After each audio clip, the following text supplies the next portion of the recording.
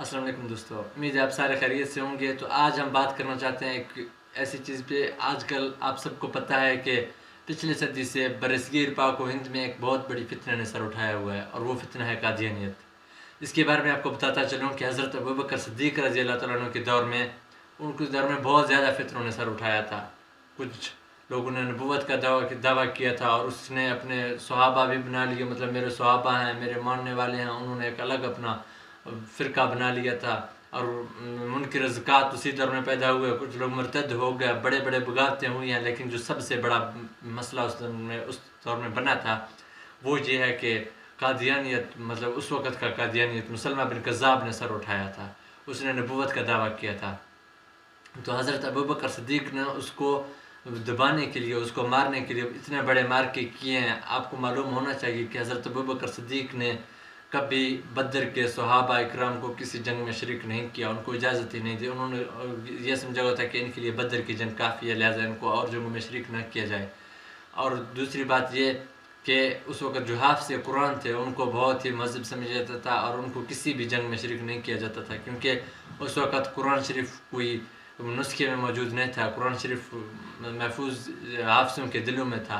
तो खुदा न खास्ता हफ़ाज़ अकरम शाहिद होते तो कुरान शरीफ के ज़ाय होने का ख़तरा था। लेकिन हज़रत अबू बकर सिद्दीक़ ने इन दोनों की परवाह किए बगैर सबको हुक्म दिया कि बदर वाले भी आ जाएँ, बदरी सहाबी जितने भी हैं वो भी आ जाएँ, और हफ़ाज़ कुरान भी आ जाएँ, सारे आ जाएँ। इसका कला कमा करते हैं। ये जो मुसलमा कज़्ज़ाब ने सर उठाया था, इसको मारते हैं और इसको नेस्त व नाबूद करते हैं। तो उस वक़्त हज़रत अबू बकर सिद्दीक़ ने उस वक़्त तो उसको जड़ से उखाड़ दिया, इस फितने को, और मुसलमा बिन कज़्ज़ाब का दोबारा किसी ने नाम भी नहीं लिया। हालांकि इस जंग में 400 सहाबा इकराम शहीद हुए, और पता नहीं कितने और नुकसान हुए, लेकिन इस फितने को उन्होंने दबा के ही दम लिया। लेकिन इस दौर में भी ये फितना उठा हुआ है। पिछले 1973 के आइन में मुफ्ती महमूद ने और बहुत ज़्यादा अकाबिर ने इस पर बहुत कोशिश किया है, और यहाँ तक ले गए कि कादियानी को काफिर करार दे दिया, इस्लाम से निकलवा दिया। इसमें उनका बहुत ही बड़ा मेहनत है। तो अभी जिक्र करते हैं इस बात का कि आइन के कौन से आर्टिकल्स में इन पर पाबंदियाँ लगी थी और कौन कौन से पाबंदियाँ लगी थी। तो दोस्तों आपको बताएं कि आइन के आर्टिकल 298B और 298C, इन दोनों आर्टिकल के तहत इन पर पाबंदियाँ लगाई गई थी।